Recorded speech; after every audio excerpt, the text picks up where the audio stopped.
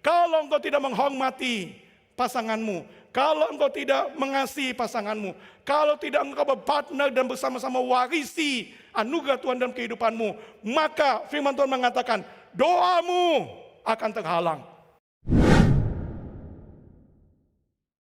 Di dalam hidup kita, kita punya Tuhan yang baik, punya Tuhan yang mengasihi, punya Tuhan yang membuat hidup kita akan dipenuhi dengan segala kebaikan dan kebahagiaan. Karena itu dengarkanlah firman Tuhan di dalam Mazmur 119 ayat pertama dan ayat yang kedua. Berbahagialah orang yang hidupnya tidak bercela, yang hidup menurut Taurat Tuhan atau perintah-perintah Tuhan. Berbahagialah orang-orang yang di hari yang berbahagia ini. Saudara, saya memulai dengan apa yang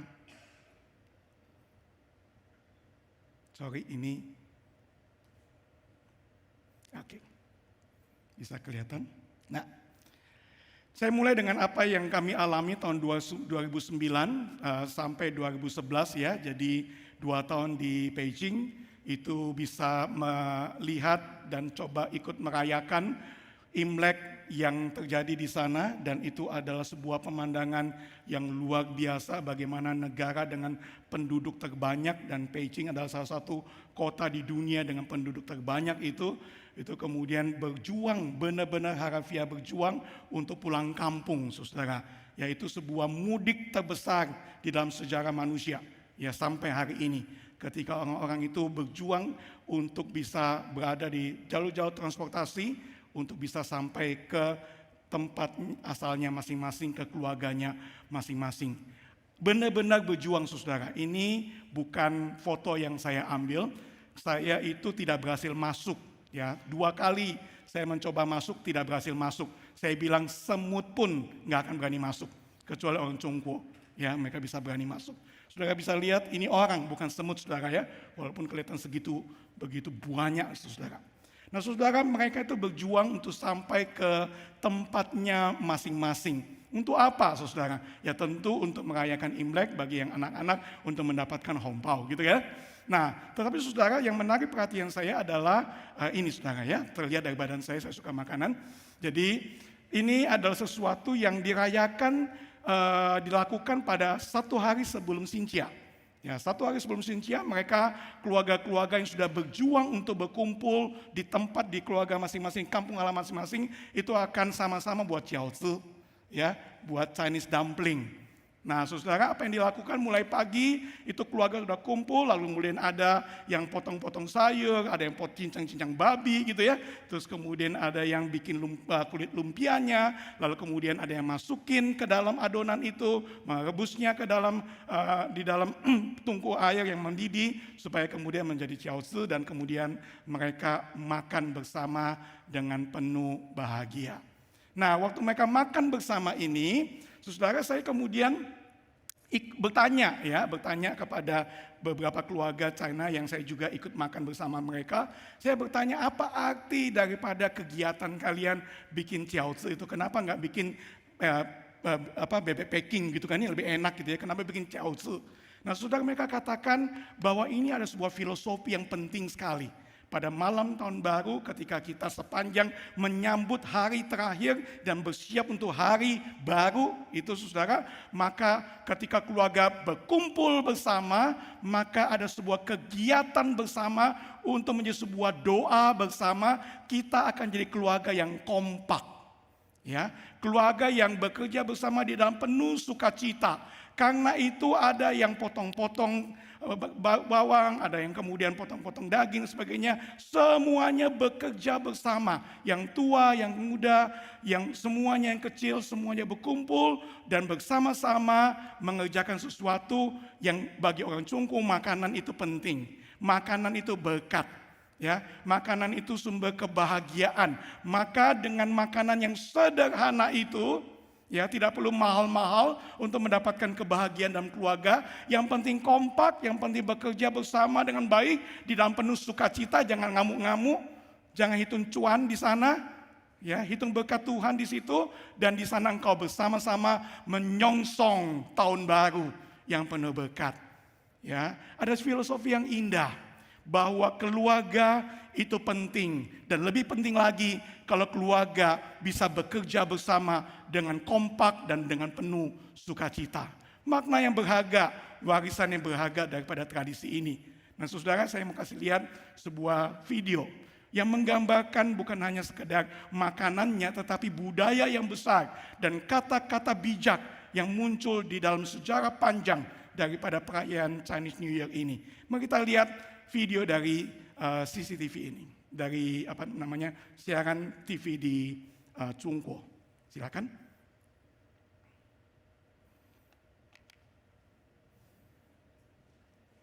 Suaranya bisa.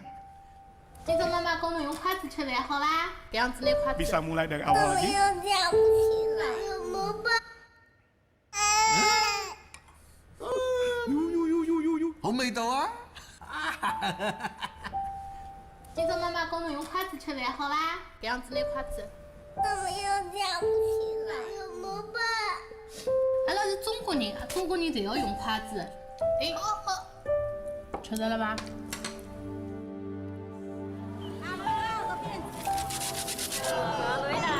哦，茶叶蛋啊，当先生，好，好，大家万岁姨。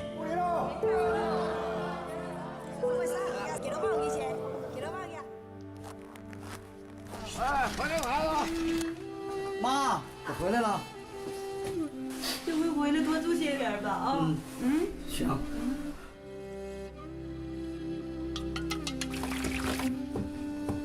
就知道你爱吃这个。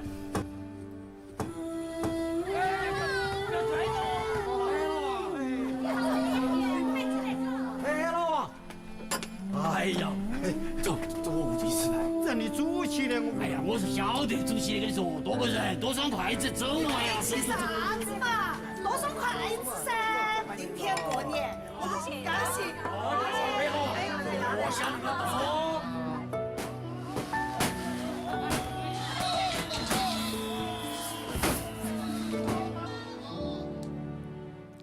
For a taste of happiness.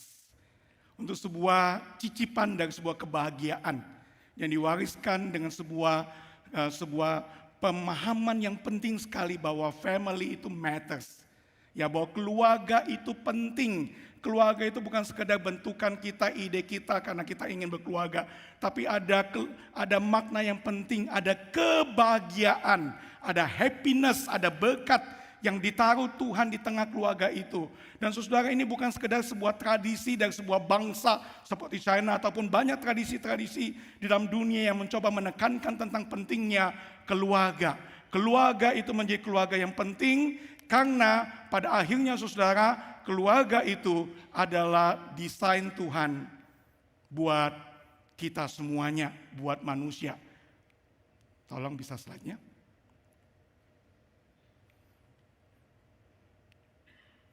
Ini adalah sebuah desain Tuhan buat keluarga. Saudara, dalam perjalanan saya kali ini ke Makassar, saya sudah mendampingi untuk tim membuat rencana kerja gereja untuk 5 tahun ke depan. Dan di situ kita bersama-sama bicara tentang God's design for His people, desain Tuhan untuk umat Tuhan. Kita juga sudah bicara mengenai God's design for His church, desain Tuhan untuk gereja. Maka dalam ibadah ini saya ingin mengajak kita semua melihat God's design for the family. Ada desain Tuhan. Tuhanlah yang menciptakan keluarga dan Tuhan punya rencana yang indah untuk setiap keluarga. Tuhan mau mencurahkan berkatnya, kebahagiaannya untuk setiap keluarga. Tuhan melihat keluarga itu penting. Dan dari awal dalam kitab Kejadian, Tuhan itu memberikan kepada kita keluarga untuk kita bersama-sama menikmati kehidupan di tengah keluarga. Saudara, Alkitab menjelaskan pada 3 jenis keluarga yang setiap kita kalau ingin mendapatkan kebahagiaan dan berkat yang penuh dari Tuhan, 3 keluarga ini kita perlu miliki. Nah, saya berdoa supaya setiap kita yang hadir di sini itu memiliki 3 keluarga ini. Yang pertama adalah keluarga kita masing-masing. Ya, ada orang tua, ada anak, ada kakek, nenek, cucu dan sebagainya. Ada keluarga yang didesain oleh Allah mulai dari pertama, Tuhanlah yang membentuk keluarga. Karena di dalam Kejadian pasal yang kedua, ayat yang ke-18 yang dikatakan, Tuhan Allah berfirman, tidak baik kalau manusia itu seorang diri saja. Aku akan menjadikan penolong baginya yang sepadan dengan dia. Saudara, pada waktu Tuhan menciptakan langit dan bumi, dia menciptakan dengan firman-Nya dan dia menciptakannya dengan baik sekali. Tapi pada waktu dia menciptakan manusia, maka dia menciptakan manusia secara spesial. Dia tidak menggunakan firman-Nya walaupun dia bisa lakukan itu, tapi dia menggunakan sekarang tangannya untuk membentuk manusia dari debu dan tanah. Lalu kemudian bukannya membentuknya seperti boneka saja, dia kemudian menghembuskan nafasnya sendiri ke dalam tubuh manusia yang baru itu, supaya kemudian ada nafas Allah di situ, ada gambar dan rupa Allah di sana, ada cerminan Tuhan yang ada di sana, sehingga ketika manusia sudah terbentuk, Tuhan mengatakan seluruh ciptaan ini menjadi lengkap dan menjadi sungguh amat baik. Oleh karena ada manusia, Adam namanya. Tapi saudara sekalian, pada waktu mulai berjalan di Taman Eden, pada pasal yang kedua di sana dikatakan Tuhan melihat bahwa manusia itu seorang diri saja. Dan ketika manusia seorang diri saja, Tuhan melihat bahwa ada sesuatu yang perlu ditambahkan di situ. Dan di sana adalah penolong yang sepadan. Maka dibentuklah dari tulang rusuk pria itu, lahirlah dan terbentuklah Hawa, sang wanita. Dan di sana bagaimana Tuhan menyatukan mereka untuk menjadi pasangan, membentuk keluarga yang pertama. Saudara, ini menggambarkan kepada kita bagaimana Tuhan sendiri yang menciptakan keluarga. Tuhan punya rencana yang baik buat keluarga. Tuhan mengatakan tidak baik. Artinya ketika mulai ada penolong yang sepadan, itu kemudian menjadi baik. Dan itulah yang kemudian muncul di Taman Eden, bukan? Ketika Hawa dan Adam bersama-sama, mereka kemudian menikmati kehidupan yang baik sebagai keluarga. Tetapi catatan Alkitab menunjukkan kepada kita, kisah keluarga ini mulai menjadi berantakan. Mulai terjadi masalah. Bukan karena mereka tidak baik, tetapi kemudian karena ada dosa yang merusak keluarga, yang memisahkan keluarga. Kita mulai banyak cerita mengenai orang tua dan anak yang mengalami masalah. Kita melihat keluarga adik dan kakak mengalami masalah. Semuanya, saudara, firman Tuhan ingin memberitahukan bukan sekedar karena pilihan-pilihan yang salah di dalam kehidupan kita. Itu tapi karena ada dosa yang merusak keluarga. Tuhan yang punya rencana yang baik buat keluarga. Tuhan yang menciptakan keluarga itu sungguh amat baik. Tuhan yang kemudian menghadirkan dirinya di tengah keluarga, supaya keluarga itu mengalami kebahagiaan yang sejati itu. Tetapi dosa mulai masuk. Dan dosa yang masuk ini merusak keluarga. Dosa itu bukan sekedar cerita tentang bagaimana Hawa lalu kemudian Adam makan buah yang terlarang. Dosa itu bicara tentang bagaimana Hawa lalu kemudian Adam bersepakat untuk tidak menjadikan Tuhan hadir kembali di tengah keluarga mereka. Ketika Tuhan mulai disingkirkan dari cerita hidup mereka, itu dosa. Ketika Tuhan tidak lagi dibicarakan, keinginan Tuhan, kehendak Tuhan, desain Tuhan, rencana Tuhan bagi keluarga mereka tidak lagi dipikirkan, tidak lagi diutamakan. Pada waktu itulah mereka berdosa. Dosa adalah menyingkirkan Tuhan dari kehidupan kita, menyingkirkan Tuhan dari keluarga kita. Dan pada waktu Tuhan disingkirkan dari keluarga kita, pada waktu itulah keluarga itu akan mulai menjadi rusak. Karena itu saudara sekalian, kalau kita ingin merayakan keluarga yang bahagia, saudara harus ingat yang menyatukan kasih. Tidak kelihatan lagi ya? Bisa tolong tetap dimunculin satu ya. Yang menyatukan keluarga yang terpisah dan hati yang terpisah itu adalah Tuhan, bukan hompau. Adalah Tuhan, bukan harta. Adalah Tuhan, bukan segala kenyamanan dan healing kemana-mana. Bukan, Tuhan. Karena masalah yang terbesar yang merusak keluarga-keluarga adalah menyingkirkan Tuhan dari hidup keluarga. Itu sebabnya saudara, kalau kita ingin memiliki keluarga yang sungguh-sungguh menjadi keluarga yang bahagia, kembalilah kepada rencana Tuhan itu.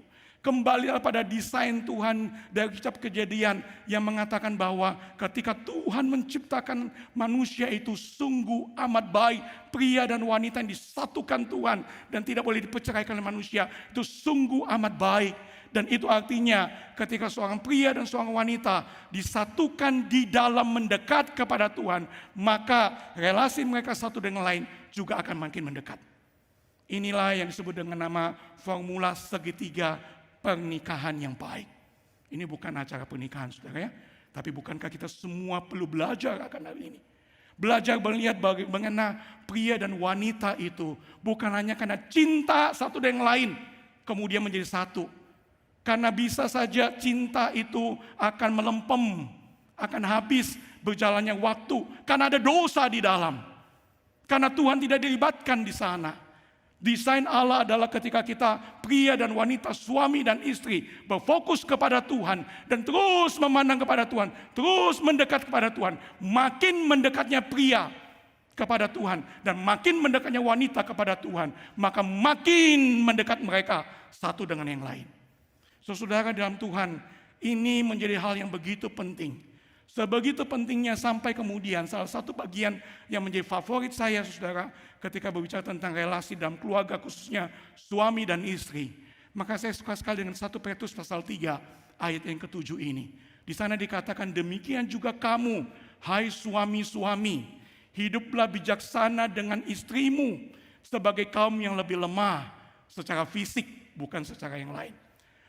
Hormatilah mereka. Hormatilah mereka sebagai teman pewaris dari kasih karunia, yaitu kehidupan, supaya doamu jangan terhalang. Perhatikan yang saya garis bawah, teman pewaris dari kasih karunia, yaitu kehidupan. Dalam terjemahan bahasa Inggris saya katakan, you are my partner. Ya, engkau adalah partnerku, engkau adalah sesama pewaris dari apa? The gracious gift of life from God. Tuhan memberikan anugerah kehidupan yang penuh bahagia, penuh berkat itu. Kepada siapa? Kepada suami dan kepada istri yang berpartner bersama, yang mewarisi bersama kebaikan Tuhan itu di tengah keluarga. Karena itu, hai suami-suami, dengarkan kata firman Tuhan, hormati istrimu. Bukan istri ya, istrimu. 不是怕老婆. Tidak ada istri buat anak Tuhan. Istri ikatan suami takut istri. 不是怕老婆，但是尊重老婆，爱老婆。Setuju? Coba sekarang suami-suami lihat kepada istrinya. Sudah lihat? Jangan istri yang lihat suami, suami lihat istri. Lalu bilang katakan, 我不是怕你. Ayo bilang, 我不是怕你. Saya nggak takut sama kamu. Jangan kemudian langsung perang ya. 我不是怕你，我爱你. Ayo dibilang. Mumpung masih Cynthia. 我尊重你. Saya itu menghormatimu. Saya itu mengasihimu. Dan saudara, sebagai partner, sebagai pewaris, masihkah kita memiliki perasaan penolong yang sepadan? Kejadian pasal 2 tadi? Penolong yang sepadan itu, dan itu menjadi anugerah yang besar pada kita, sumber kebahagiaan kita. Masihkah kita kemudian setelah menikah puluhan tahun, masih kemudian berpandang-pandangan sebelum tidur dan mengatakan, 谢谢, 你是我的老婆，最好的老婆. Masih adakah? Masih adakah ketika kau bangun pagi hari dan menghirupi nafas hidupmu pagi hari itu, lalu kemudian di sampingmu ada pasanganmu itu yang sudah berpartner bersama denganmu, yang sudah berjuang bersama denganmu, yang mewarisi kebaikan Tuhan dan kehidupan anugerah Tuhan itu, lalu kau pandang dia setelah kau berdoa pada Yesus, kau pandang dia dan kau mengatakan, hello my partner, good morning. Sampai hari ini saya sama Meli masih melakukan hal itu, dan itu menjadi hal yang begitu indah. Dan itu adalah bagian benar dari firman Tuhan. Pewaris dari kasih karunia Allah. Hidup dalam anugerah Allah. Menjadi partner bersama. Dan saudara, begitu pentingnya hal ini. Sampai firman Tuhan katakan, hai dengarkan suami-suami. Nanti juga pada istri-istri sama saudara ya. Kalau kita tidak melakukan hal ini. Kalau engkau tidak menghormati pasanganmu. kalau engkau tidak mengasihi pasanganmu, kalau tidak engkau berpartner dan bersama-sama warisi anugerah Tuhan dalam kehidupanmu, maka firman Tuhan mengatakan doamu akan terhalang. Bukan kata saya, saudara, kata firman Allah. Tuhan memandang penting sekali keluarga. Tuhan yang mendesain keluarga itu. Keluarga-keluarga, hai bapak-bapak, engkau sedang berjuang, engkau sedang melakukan berbagai macam dalam hal hidupmu. Tapi dalam segala hal itu, engkau lupa Tuhan dan engkau lupa perintah Tuhan untuk engkau menghormati dan mengasihi pasanganmu yang menjadi partnermu, menjadi pewaris dari anugerah Tuhan itu. Kau berdoa dan kau tidak mendapatkan jawabannya. Dengarkan kata firman Tuhan. Mungkin sekali oleh karena engkau tidak melakukan kehendaknya di dalam keluarga sehingga doamu sampai terhalang. Saudara, mari kita bersama-sama menjadi partner, menjadi pewaris dari anugerah Allah. Hidup di dalam Tuhan. Makin dekat kita dengan Tuhan, makin dekat kita dengan pasangan. Makin dekat kita dengan pasangan, makin doa kita akan didengarkan oleh Tuhan. Bukan? Demikianlah firman Allah. Lalu kemudian kita bilang, untuk apa saya melakukan semuanya itu? Saudara, menjadi partner dan menjadi pewaris dari seluruh anugerah Allah dalam kehidupan ini, itu ada tanggung jawabnya. Yaitu supaya suami-suami dan istri-istri, kalau engkau diberkati Tuhan dengan anak, maka firman Tuhan katakan bahwa apa yang menjadi kebaikan Tuhan, apa yang menjadi kebenaran Tuhan, pengakuan bahwa Tuhan itu Esa, Tuhan itu adalah Tuhan dan Juru Selamat hidupku. Dan aku harus mengasihi Tuhan dengan segenap hati, dengan segenap jiwa, dengan segenap kekuatan. Firman Tuhan mengatakan, hai suami-suami, hai istri-istri, ketika engkau menjadi orang tua, maka ini engkau bukan hanya menjadi teman dan pewaris antara suami dan istri, tapi warisan daripada the gracious gift of life itu harus diturunkan, harus diajarkan, harus dibicarakan kepada siapa? Kepada anak-anak kita. Kepada anak-anak dengan cara berulang-ulang, dengan intensional, dengan sengaja, dengan rutin. Upayakan sungguh-sungguh, demikian kata firman Allah. Bicarakan dalam hal apa? Bukan sekedar ketika ibadah, bukan sekedar dengan bawa mereka ke sekolah minggu, tetapi kemudian ketika engkau duduk, ketika engkau berbaring, ketika engkau berjalan, ketika engkau bangun di dalam segala keseharian hidupmu. Biarlah engkau sungguh-sungguh melibatkan Tuhan di dalam pendidikan anak-anak kita, supaya warisan berharga, yaitu hidup anugerah Tuhan itu, sampai juga kepada anak-anak dan cucu kita. Disitulah keluarga akan benar-benar mendapatkan kebahagiaannya. Saudara ingin mengalami berkat Tuhan di dalam keluarga? Saudara ingin merasakan the taste of happiness tadi?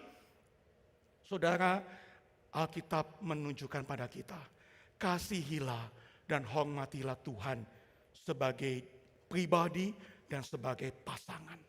Setelah itu, sebagai orang tua, bicarakan, ajarkan, bagikan berkat, bagikan pergumulan di antara anggota keluarga dengan ada Tuhan di sana di dalam percakapan kita.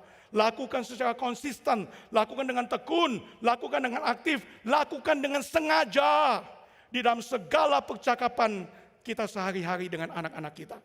Saudara, kapan terakhir kali orang tua bersepakat berdoa bersama, Tuhan berikan kami kemampuan untuk dapat mempercakapkan kebenaran-Mu kepada anak-anak kami.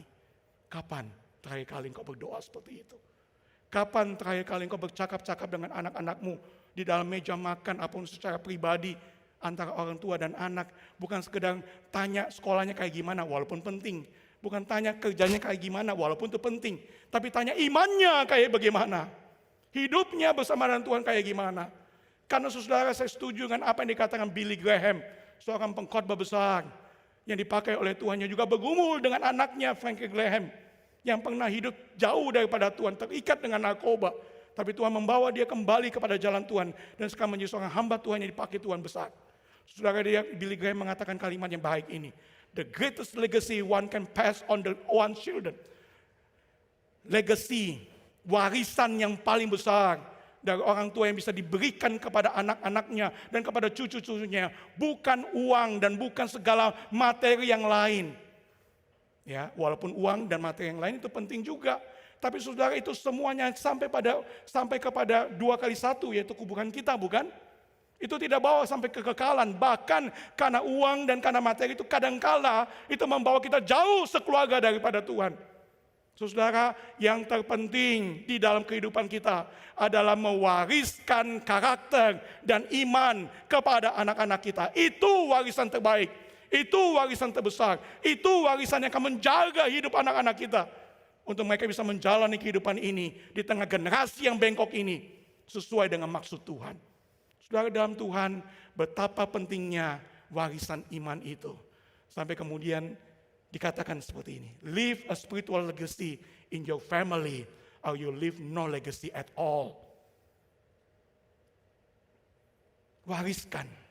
Hai suami dan istri, kerjasama, engkau partner, engkau pewaris daripada anugerah Allah itu. Hai anak-anak muda yang sedang cari pacar, lihatlah betapa pentingnya rencana Tuhan bagi keluarga itu untuk mewariskan iman itu. Karena itulah Tuhan mengatakan cari pasangan di dalam Tuhan. Karena kalau pasangan tidak di dalam Tuhan, bagaimana bisa mendekat kepada Tuhan? Kalau pasangan tidak di dalam Tuhan, bagaimana kemudian bisa bersepakat untuk menjadi partner dan pewaris dari anugerah Allah untuk dibagikan kepada anak-anak kita? Cari mereka di dalam Tuhan. Karena Tuhan punya rencana yang indah bagi keluarga, bukan? Kita yang sudah berkeluarga, mari kita berjuang bersama. Ada begitu banyak godaan, bukan? Ada begitu banyak penyimpangan yang membuat kita kemudian melupakan Tuhan. Dan akhirnya pelan-pelan Tuhan itu disingkirkan dari percakapan meja makan, percakapan sehari-hari kita, bukan? Sehingga anak-anak kita diberi makan oleh TikTok, bukan oleh firman Allah yang dibicarakan dengan serius setiap hari oleh orang tuanya dan diteladankan oleh orang tuanya. Saudara, Allah menginginkan kita bahagia di tengah keluarga. Dan inilah desain Allah buat setiap keluarga. Dan saudara, dalam Tuhan ada keluarga yang kedua. Tidak lengkap hanya keluarga pertama, ada keluarga kedua. Yaitu keluarga yang namanya gereja. Ayat emas saya tentang gereja yang adalah keluargaku, itu adalah Efesus pasal 2 ayat 19. Demikianlah kamu bukan lagi orang asing dan pendatang, melainkan kawan sewarga dari orang-orang kudus dan anggota-anggota keluarga Allah. Saudara, dalam Tuhan, saya pernah jadi pendatang dan pernah jadi orang asing di China, pernah jadi pendatang dan orang asing di Amerika, dan itu merasakan betapa hidup menjadi pendatang dan menjadi orang asing itu gak nyaman. Kita butuh orang-orang yang kita bisa sebut sebagai keluarga.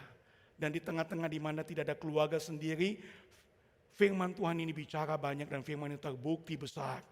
Bahwa kita Tuhan siapkan satu keluarga yang lain, yaitu keluarga Allah.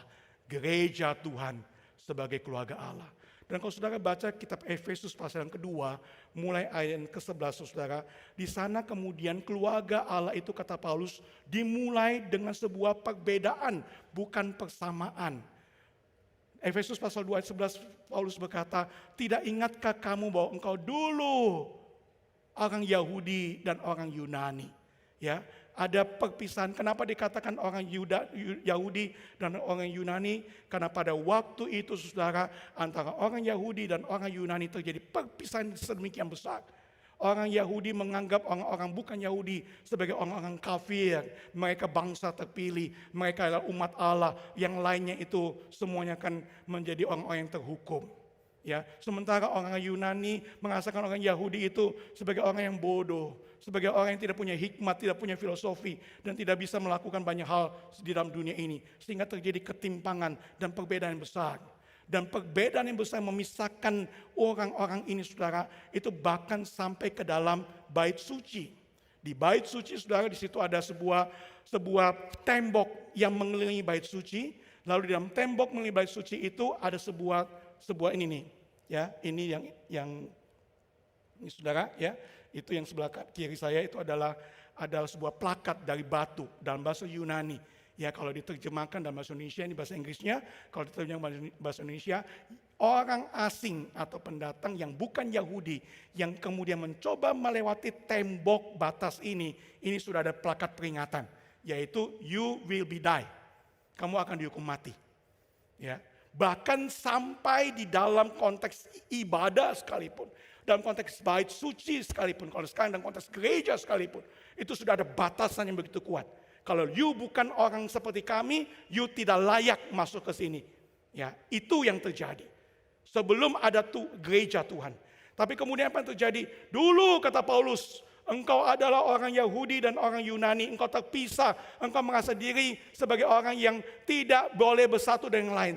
Tetapi sekarang, di dalam anugerah Allah, engkau sekarang menjadi satu. Dan firman Tuhan mengatakan, engkau menjadi satu, menjadi saudara-saudara. Karena engkau disatukan oleh satu darah, yaitu darah Kristus Yesus Tuhan dan Juru Selamat. Saudara punya darah apa? Golongan darahnya apa? Apa saudara? Saya O, istri saya B. Saudara yang lain? Saudara kita semua golongan darahnya sama. Golongan darah K. Darah siapa? Darah Kristus. Ini yang membuat kita sarai batang. Satu batang, satu perut. Lahir dari satu perut, satu darah. Darah Yesus. Yesus Kristus yang tidak memandang kesukaan dengan Allah sebagai milik yang harus dipertahankan. Tapi begitu dia melihat manusia yang berdosa, yang terpisah hidupnya dari Tuhan dan dari sesama, yang hidup akan antri dalam antrian kebinasaan. Tuhan yang begitu baik mengasihi manusia yang berdosa. Ia datang ke dalam dunia, yang meninggalkan baju kemuliaan sorga, memakai baju kemanusiaan kecuali dalam hal dosa. Lalu kemudian memakai baju hamba, taat sampai mati terkutuk di kayu salib, mengucurkan darahnya yang kudus itu.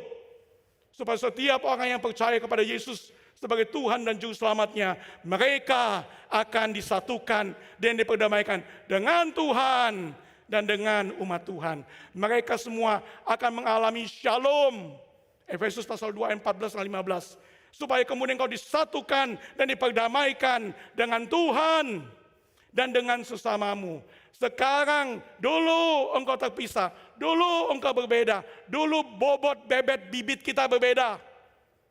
Dulu kita punya pendidikan berbeda, kita punya latar belakang sosial berbeda, kita punya pemikiran berbeda, agama yang dulu berbeda.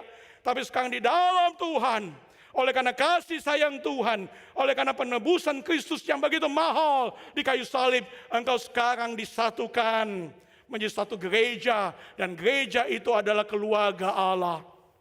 Saudara, yang menyatukan kita begitu mahal, darah Yesus. Pertanyaannya, berapa banyak orang di dalam gereja tidak menyadari bahwa yang membuat kita menjadi satu adalah darah yang begitu mahal. Sehingga dengan ketersinggungan ini dan itu, karena egoisme kita ini dan itu, karena pikiran kita tidak setuju ini dan itu, kita bisa mendagangkan darah Kristus yang begitu mahal bagi kita, yang menyatukan kita. Mari selalu ingat kita berbeda pendapat. Ketika kita kemudian mengalami pemikiran-pemikiran berbeda dan kita mulai merasa tidak nyaman sebagainya, selalu ingat, 我们是一家人. Kita ini satu daging, satu darah Yesus, dan itu membuat kita jadi satu rumah.